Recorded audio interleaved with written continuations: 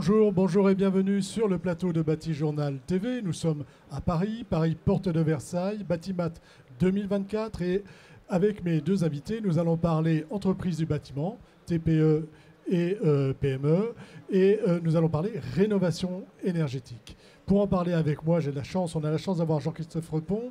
Vous êtes le président de la CAPEB, bonjour. Tout à fait, bonjour. Je vous demanderai après qui est la CAPEB. Oui. À côté de vous, monsieur Jean-Michel Martin, bonjour. Bonjour. Jean-Michel, vous êtes président des métiers du bois de la CAPEB. Tout à fait, je représente les métiers du bois. Voilà, et vous nous direz qui ils sont, ces métiers du bois. La CAPEB, monsieur Repon, qu'est-ce que c'est ? C'est une organisation patronale qui défend l'intérêt des artisans sur l'ensemble du territoire, qui défend l'intérêt des entreprises artisanales du bâtiment, qui défend leur intérêt économique et social et qui défend aussi les métiers par l'intermédiaire de ses présidents de métiers. Et nous rassemblons en France sur tous les départements plus de 62 000 artisans adhérents de la CAPEB. Alors, on aurait pu élargir nos sujets, mais on a choisi de parler rénovation, rénovation énergétique. Est-ce que vous pouvez nous dire quelle est la valeur ajoutée des artisans pour la rénovation énergétique ? Le constat est simple. Si vous voulez lancer un grand défi de la rénovation énergétique en France, il faut le faire avec le plus grand nombre d'entre nous. Et comme l'entreprise artisanale du bâtiment que nous représentons constitue 97% du tissu économique du bâtiment en France, si vous voulez réussir la transition énergétique, il faudra le faire avec les artisans. Et donc il faut convaincre de la plus-value des artisans de monter en compétence sur ces métiers, mais ils en sont convaincus. Et puis aussi convaincre que l'accès au marché permette aux artisans d'aller vers ces marchés. Donc c'est un défi énergétique important qui nous engage sur au moins 30 ans, qui nous engage sur des compétences à trouver et sur des futurs artisans à former et à venir reprendre nos entreprises artisanales dans l'ensemble du territoire. La transmission, c'est un sujet important ? C'est un sujet essentiel. Nous avons des études de la DARES le disent, si nous devons porter la rénovation énergétique avec les ambitions de décarbonation en 2050, il faudra au moins créer entre 150 et 200 000 emplois en France, compétences dans nos entreprises, mais aussi, je pense, créer des entreprises. Actuellement, je vous disais que 97% du tissu était constitué d'entreprises artisanales, ce qui fait à peu près 620 000 entreprises dans l'ensemble du territoire.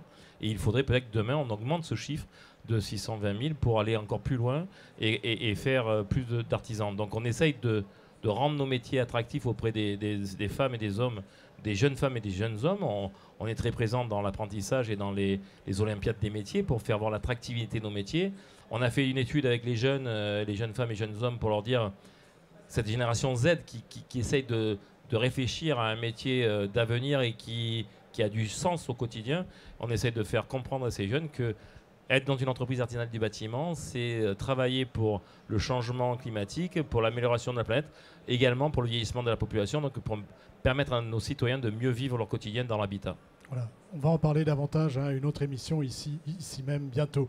Monsieur Martin, vous vouliez ajouter quelque chose peut-être ? Oui, je voulais ajouter, je voulais ajouter parce qu'au niveau de la rénovation énergétique, le tissu artisanal, étant donné qu'il est sur tout le territoire, pour faire de la massification en cas de besoin, on est beaucoup plus à l'aise puisqu'il suffit que les 620 000 entreprises prennent une personne en plus, ça fait tout de suite un nombre de personnes qui peut travailler, mais surtout qui peut travailler de façon sur tout l'ensemble du territoire et régulièrement partout qu'il y en a besoin.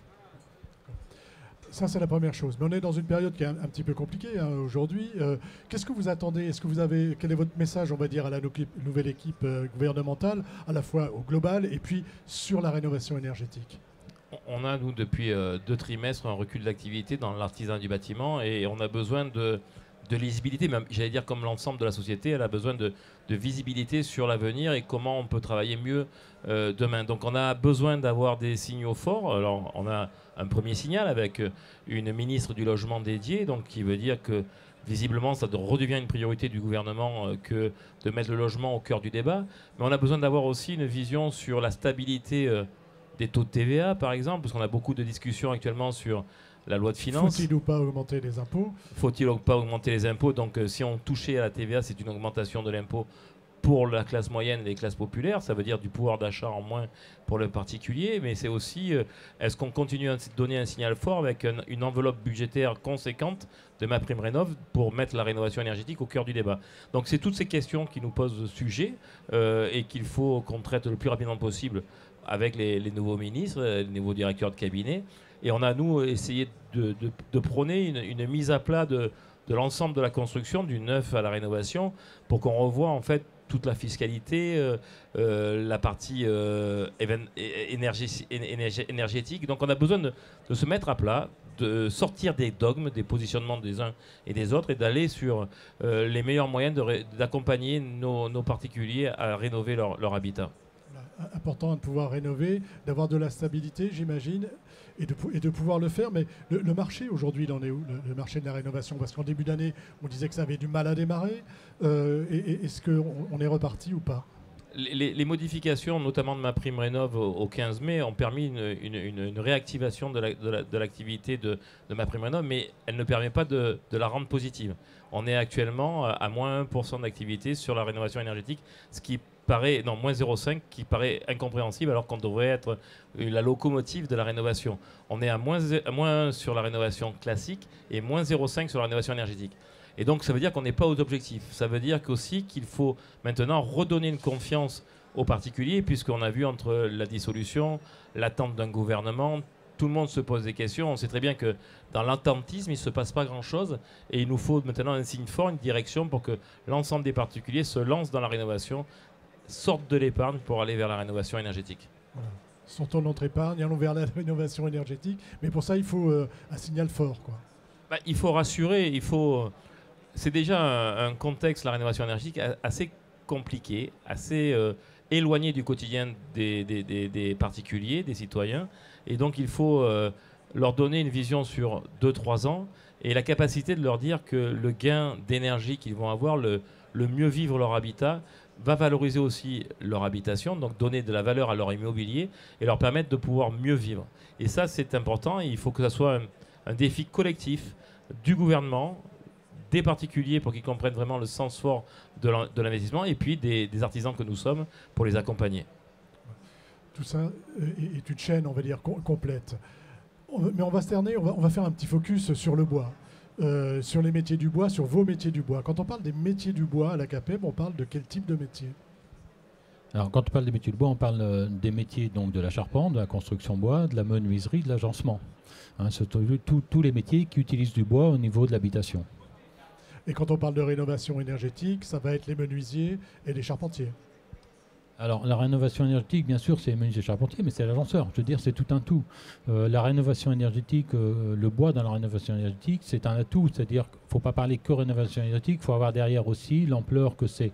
On doit moins carboner et on doit consommer moins d'énergie. Donc, autour de tout ça, il faut s'adapter.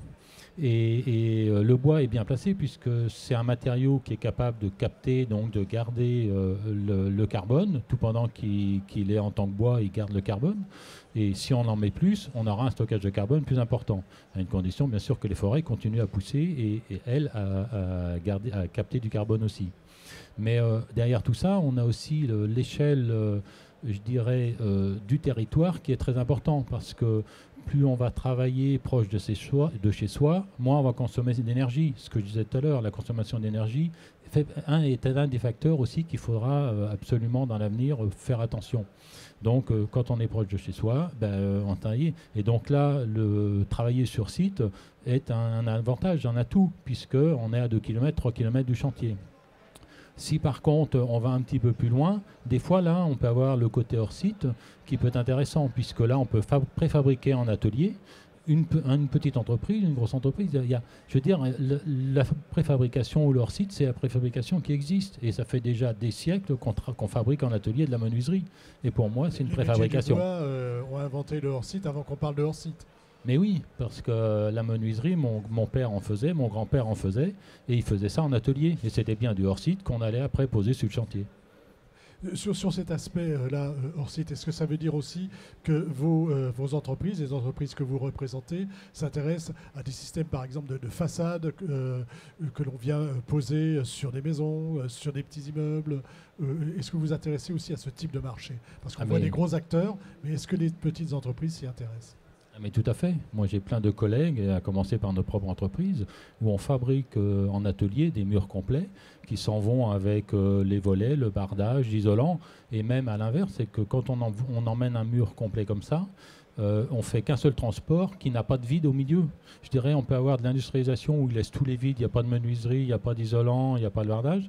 Ils transportent le même volume mais avec plein d'air au milieu. Alors que nous, on a mis les pièces qui sont au milieu et donc ça fait un transport de moins à faire ou deux transports parce qu'il n'y a pas besoin de ramener les fenêtres encore après, il n'y a pas besoin de ramener le bardage, il n'y a pas besoin de ramener l'isolation puisque dans le même transport, tout a été fait.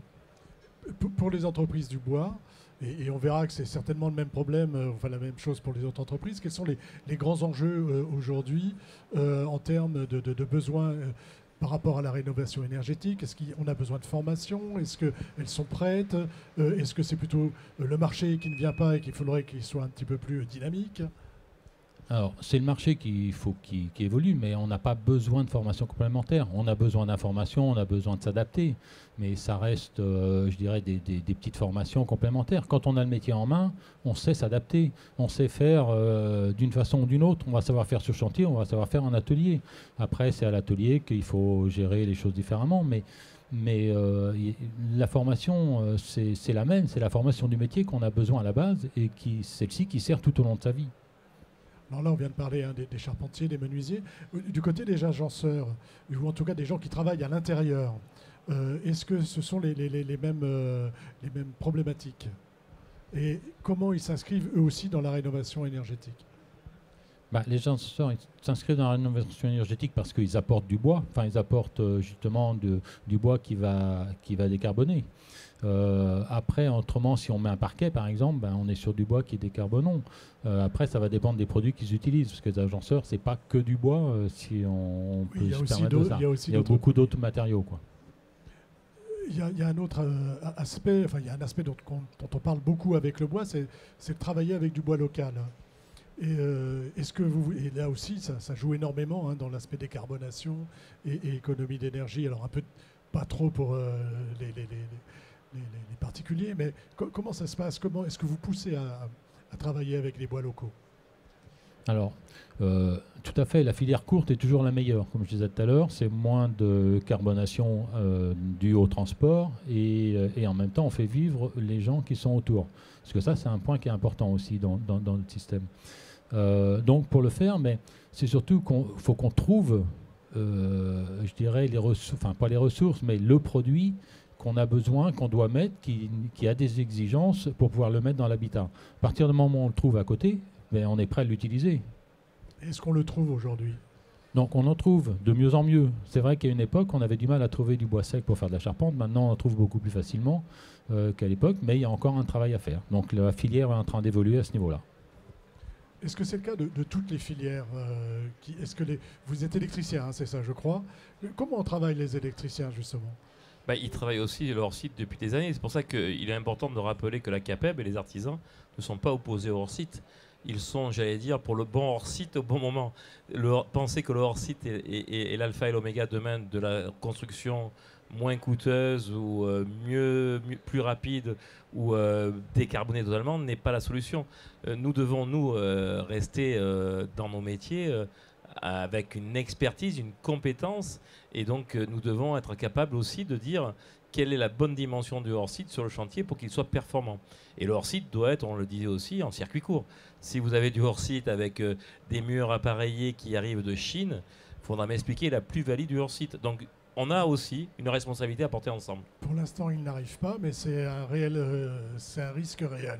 Oui, c'est pour ça que penser que le hors-site sera moins coûteux ou moins carboné si demain on a des containers entiers qui arrivent de construction pour pouvoir créer la problématique du délai, de la pénibilité, de l'usure au travail, je pense que c'est un faux problème. Je pense que, et je le dis haut et fort aujourd'hui chez vous, la CAPEB, les artisans, la TPE, la petite entreprise dans l'ensemble du territoire n'est pas opposée au hors-site. Moi, en tant qu'électricien, ça fait des années que je fais du hors-site puisque je monte des disjoncteurs modulaires que je fabrique pour moi-même. Donc je fais du hors-site depuis 50 ans. Disjoncteurs que vous apportez ensuite sur le chantier. Voilà, exactement. Donc c'est pour ça que l'artisan n'est pas réfractaire au changement, bien au contraire, il a toujours évolué avec ses métiers, mais il doit faire des propositions pour que d'autres ne donnent pas des solutions à leur place, parce que nous sommes au quotidien sur le chantier, et bien évidemment que si vous proposez demain à un artisan à ce que son chantier soit plus confortable, plus rémunérateur, plus rapide, Et je ne pense pas qu'il y ait beaucoup d'artisans qui vous diront non. Il dira pas le contraire. Voilà. Comment vous vous organisez? Alors, je repars un petit peu sur ce hors-site, là, mais est-ce que on voit, hein, je voudrais qu'on appuie un petit peu sur la manière dont vous, entreprise TPE, petite PME, vous vous inscrivez dans cet ensemble qui aujourd'hui a malgré tout une dynamique. Est-ce que ça implique de faire des changements, par exemple, dans vos ateliers, de faire des investissements Alors, ça implique de faire des investissements. Enfin, pour certains, ça dépendra comment chacun, à quel niveau d'investissement est rendu chaque entreprise. Mais ça peut être un palier d'investissement. Mais il y a aussi d'autres façons de le faire. C'est-à-dire qu'on peut très bien s'arranger à plusieurs entreprises. Il y a une entreprise qui est un peu plus investie et qui peut travailler, fabriquer pour d'autres qui vont aller monter, je veux dire. Et ça, c'est la force aussi de l'artisanat. C'est-à-dire qu'à plusieurs, on peut se regrouper et puis arriver à faire un chantier un peu plus gros. Et ça, je le vis régulièrement dans ma propre entreprise, quoi. Oui, c'est des choses qu'on fait tous les jours, en fait. Mais c'est des choses qu'on fait déjà et qu'on fait tous les jours. Donc on a cette force de pouvoir travailler chacun de notre côté. Maintenant, on a quand même des outils informatiques où on sort tous les plans et puis après, on peut fabriquer d'un côté et de l'autre. Par exemple, l'année dernière, on a fait lors des WorldSkills une maison. Eh bien, j'avais fait tous les plans et puis il y a une partie des travaux qui ont été faits à Lyon et une partie des travaux qui ont été faits en Maine-et-Loire. Et on a rassemblé tout ça sur le site pendant le salon.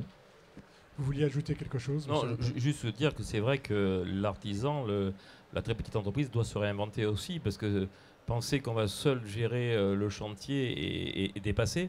Et ça veut dire qu'on essaie de travailler de plus en plus ensemble, en interface, en métier, hein, le menuisier avec l'électricien, etc., etc. Et ça, c'est pour nous une belle évolution. C'est-à-dire qu'il faut que les collectifs qui vont construire ou rénover l'habitat demain apprennent à mieux travailler ensemble. Et ça, c'est pour ça que nous, on essaye de se regrouper régulièrement, d'avoir des groupements momentanés d'entreprises et on crée des supports, des logiciels, des supports techniques qui nous permettent de le faire en nous protégeant pour entrer dans des projets communs.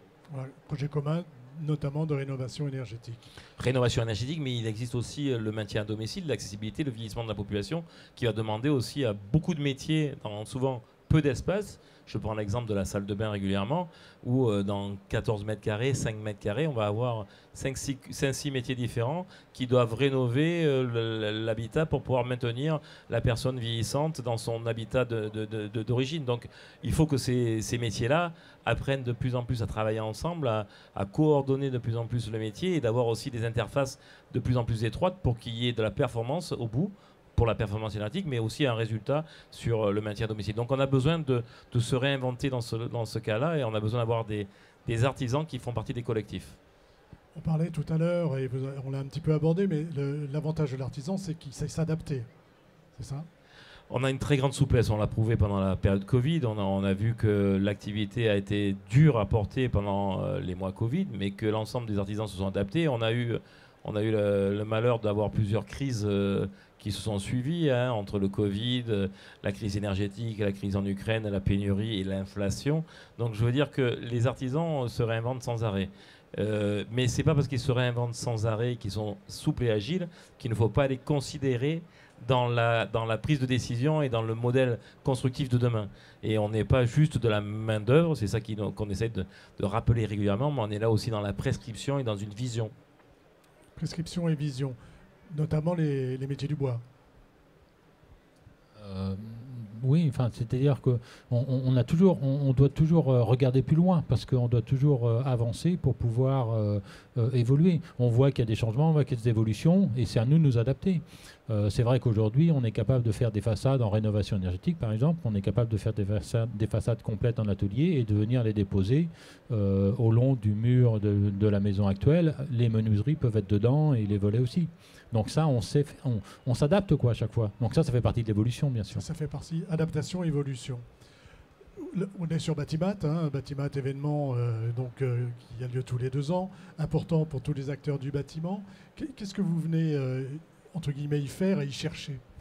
Alors, on vient démontrer justement la réflexion et la prospective de la CAPEB et des artisans. Ça veut dire que souvent, on est montré du doigt en disant vous n'êtes pas assez compétent, vous n'êtes pas en ordre de marche pour la rénovation énergétique. C'est pour ça que le marché de la rénovation énergétique ne décolle pas. Il faudrait mieux vous organiser. Et donc on vient démontrer aux yeux et au vu de tout le monde, et on espère dans les jours qui viennent aux nouveaux ministres en exercice qui vont passer la marche en avant de la CAPEB et des artisans pour relever le défi. On vient aussi rencontrer des artisans qui viennent de l'ensemble du territoire voir la maison CAPEB et voir comment on réfléchit à l'avenir de leur métier. Et on vient aussi prouver aux non-artisans adhérents que l'artisanat fera partie intégrante de l'avenir de la construction et que la construction doit s'appuyer sur la force vive, donc sur l'ensemble des territoires, parce que nous maillons le territoire vraiment, qu'il soit en emploi, en apprentissage et chez les jeunes. Et on essaie de dire aussi aux jeunes de rejoindre ce mouvement du bâtiment, de l'artisanat du bâtiment, parce que quand ils cherchent du sens à leur vie et dire à quoi je sers dans mon entreprise ou est-ce que je dois créer mon entreprise, eh ben, pour le coup, dans l'artisanat du bâtiment, ils peuvent un peu sauver la planète, un peu aider leurs anciens à rester à la maison, un peu aider à améliorer le patrimoine immobilier de leur famille et aussi à mieux vivre l'habitat. Et je pense que c'est dans un rôle sociétal un moment important et l'artisanat peut faire tout ça. L'artisanat peut faire tout ça parce qu'on est sur l'ensemble du territoire. Métier du bois sur l'ensemble du territoire. On voit beaucoup de jeunes aujourd'hui autour de moi, hein, de jeunes ingénieurs qui partent sur la charpente. C'est une vraie mode, ça? Alors, mais c'est un matériau qui attire, c'est un matériau qui est noble. Et c'est vrai que c'est un matériau où on a besoin de notre tête, on a besoin de notre main, comme beaucoup d'autres. Mais celui-là, il a quand même évolué beaucoup, puisqu'on a de plus en plus je dirais, d'aide informatique, que ce soit en production ou que ce soit au bureau d'études. Et donc, cette façon de construire, quand on a construit une maison en bois, vous savez, on s'en rappelle toute sa vie, quoi. Et ça, c'est vraiment important, quoi. Les jeunes ont besoin, ils ressentent, donnent du sens à leur vie, ils donnent du sens à leur travail en réalisant des travaux avec du bois, quoi. Et avec le bois, on peut tout faire. C'est ce que je retiens. Alors je vais modérer un peu parce qu'il y a d'autres métiers, hein, il n'y a pas que le bois. Voilà, c'est ce que mais le bois, c'est très bien aussi. Il n'y a pas que le bois dans la vie. Ce travail, hein, tout ce qu'on vient d'entendre, allez-y. Oui, je disais, le bois, j'avais un de mes anciens collègues qui disait le bois, on en a du berceau au cercueil. Oui, ça, si ça donne pas envie aux jeunes, quand même. Le plus tard possible. Hein. Alors justement, il n'y a pas que le bois dans la vie, il n'y a pas que les métiers du bois. Est-ce que tous les métiers de la CAPEB sont concernés et par tout ce qu'on vient de se raconter? Bien évidemment, c'est pour ça qu'aujourd'hui, on a profité du Salon Bâtiment du Mondial du Bâtiment pour lancer notre marque Artisans du Bâtiment by CAPEB, où on démontre à l'ensemble d'un collectif dans tous les métiers et dans toutes les qualifications, dans tous les labels de qualité, qui soient, je le disais, sur la rénovation énergétique, sur le patrimoine, sur la silver economy, sur le handicap, sur le RSE. On démontre aujourd'hui, en lançant cette campagne de Artisans du Bâtiment by CAPEB, que le collectif des artisans CAPEB, 62 000 artisans en France, sont qualifiés et compétents. Et on dit aux particuliers qui cherchent des artisans compétents que dans cet annuaire-là, eh ben, ils auront des artisans compétents sur l'ensemble du territoire pour répondre à leurs commandes. On dit aux donneurs d'ordre, regardez, si vous voulez faire des groupements d'entreprises, vous avez le potentiel d'avoir, ils sont là devant vous, avec leurs qualifications. Et derrière, on dit aussi à l'artisan qui n'est pas encore dans le collectif CAPEB, rejoignez le collectif CAPEB, c'est aussi du marché que vous pourrez avoir, parce que en étant dans cet annuaire-là, c'est l'art de ne pas se tromper. Ben écoutez, on va conclure là-dessus. Merci. Merci d'être venu sur le plateau de Bâti Journal, donc nous parler de l'action de la CAPEB vers les artisans et vers les particuliers que nous sommes. Merci d'être venu nous parler des métiers du bois.